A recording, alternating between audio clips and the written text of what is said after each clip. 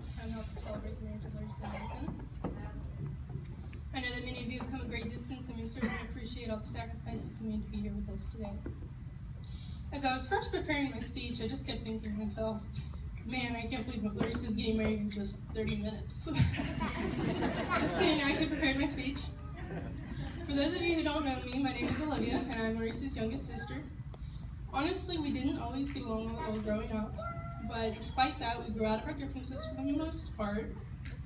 And I just want to say that I feel very privileged to have been chosen to be your maid of honor today. When Larissa first told me I was going to be her maid of honor, I didn't realize that that meant having to perform certain personal duties for the bride, such as sending gushy love texts for her to Nathan whenever she and I were on a road trip and she was driving. Telling him, I love you so much, sweetheart, and I can't wait to see your handsome face. Oh, and use all the necessary emojis. Necessary. Also texts like, I get to marry you in 45 days. As the maid of honor, sending that is extremely awkward. Now, because it's her wedding day, it's only polite for me to leave out the potentially embarrassing stories, but one memory that stands out to me happened approximately 6 years ago. My sisters Larissa and Nestor and I shared a bedroom at the time, and as you can imagine, a lot of interesting things can happen when three girls share a room. It was nighttime, and Larissa, for some reason, began insisting that she was a real princess. I was like, okay, come on, you're not a real princess. Oh no, I'm a real princess. I've got royal blood flowing through these veins. I could feel even the tiniest pea underneath my mattress. She got kind of flustered when I wouldn't agree with her, and so after she left the room, I turned to my sister Esther, who was lying on the bed, and I said, watch this, we'll see if she's a real princess. So I grabbed some tennis balls, and I stuffed them underneath her mattress. 3 neon yellow, giant fuzzy peas were all chilling there, waiting for her to lay on them that night. The next morning, whenever I asked her how she slept, she turned and she looked at me. She said, I slept awesome. I have never slept so well. I can't remember the last time I've slept so well. It was really good. So since she slept so comfortably on them, I decided to leave them there for an entire week. She didn't find out about this, by the way, until just a few months ago, 6 years ago. So because she never felt the peas, my analysis was that she was either not a real princess or the fairy tale trick simply didn't work. But I know Nathan is over there right now thinking that she's definitely his princess, so I'm going to have to say it must have been the latter.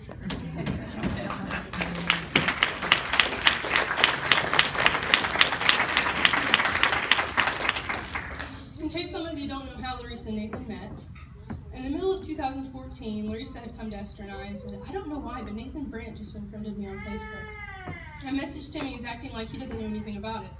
We knew Nathan Brandt, we hadn't actually met him yet, so we just told her, look, people unfriend people on there all the time. He probably just didn't really know who you were, was clearing out his contacts, unfriended you. So she let it go, and he friended her again shortly after she'd asked him about it. Months and months passed, until in April of last year, Larissa walked into our room with this look on her face. She held up her iPod and she said, guys, you're not going to believe this. Nathan Brandt just messaged me on Facebook. This is weird. This is really weird, guys. Should I even reply to him? So I told her, sure, go for it, see what happens. Best advice ever, right? After he continued messaging her every night, we kind of knew at that point he was probably interested. And they decided to meet in person a couple months later at a wife banquet in Georgia. After the banquet, Larissa told us that he seemed nervous and shy, but she still really enjoyed getting to spend time with him.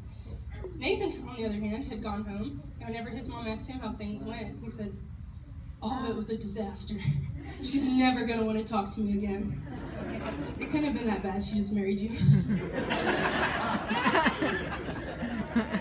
There are so many memories I have of spending time with Larissa. These all include our sister Esther, the second bridesmaid, because if anyone knows us, we always stuck together and called ourselves the Great Trio. Nathan's taking you 18 hours away from us, but I don't think that title will ever change. We had a lot of great times together, though, like whenever we blazed the Oregon Trail, fought dragons, sailed ships, ran for 10 businesses with homemade money, and even the times we repeatedly died from cholera and resurrected to haunt each other. She was the head of expeditions into the woods behind our house, where we always seemed to discover something exciting.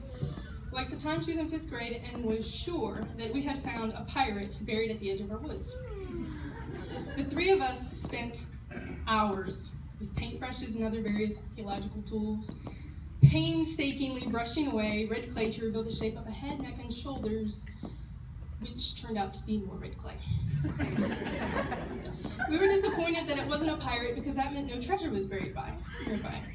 More recently, Larissa had discovered just a few months ago what appeared to be an old money safe sunken in a stagnated pool of mud water. We spent a few hours hauling it out with ropes, a shovel, and pickaxe. It turned out to just be an old stove. Also disappointing. Thank you, Larissa. Over the years, Larissa has shown me time and time again that she has a very forgiving heart and loves doing things for other people. Whenever she goes to do something, she really loves to put her all into it and does it to the very best of her ability. And I'm sure everyone here knows how musically and artistically talented she is. I know we're all going to miss hearing her play her flutes at home and in church as well. The one thing I won't miss, however, is her stealing my clothes. If ever I put something in the wash and it ends up missing, all I have to do is check her drawers and closet. Without fail, she has it. I'm checking your luggage before you move. Ever since we were little, she always kept our conversations interesting. For a time, I had actually nicknamed her a walking encyclopedia because she'd dig up all kinds of intriguing facts and use really big words that I'd never heard of before to tell us about them. I didn't even read as much as people thought I did. Really, I was just repeating things she had said to me. She was like an audiobook with no pause button. One thing that has stood out to me about Larissa's personality is that she's always had an eye for quality. Whenever she'd go to a store, she always wanted to know if the item she was looking at was genuine, if it was authentic, and that eye for quality is especially apparent to me today whenever you see the young man she has chosen.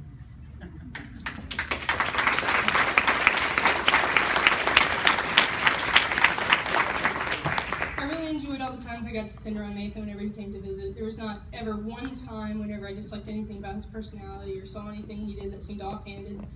Probably because he was so nervous around us, he hardly ever said anything, except that he liked pickles. He truly felt like a part of the family before he and Larissa were engaged, and he's always been such a true gentleman. As well as a good sport, like the time in Balderdash whenever he lost and we made him sit on a balloon to pop it as his punishment. I could see that he really respected Larissa. He was always very mindful of her wants and needs. Not only was he that way with her, but he was that way with all of us, everyone around us, and he would truly do anything for anybody.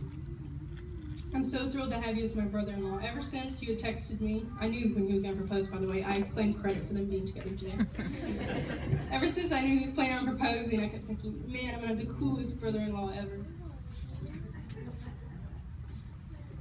I'm really glad to see that the Lord has given Larissa someone with such a sweet Christian character and a strong walk in the Lord who really, truly loves her. That first Facebook message you sent her was the start to a wonderful journey you two are going to take together. And I know that you both will learn a lot from each other. I've already seen a change for the better in Larissa since you both were dating. You make such a precious couple, and I know that your relationship will flourish and be a blessing not only to yourselves but to others as well. I love you both very much and wish you all the happiness that a marriage could hold. And I thought I would end with this quote. Some people are like slinkies, not really good for anything, but you can't help smiling when they tumble down the stairs. I know that seems a little out of place since Larissa made a flawless descent earlier, but I couldn't come up with anything better. So let's hear it for the bride and groom.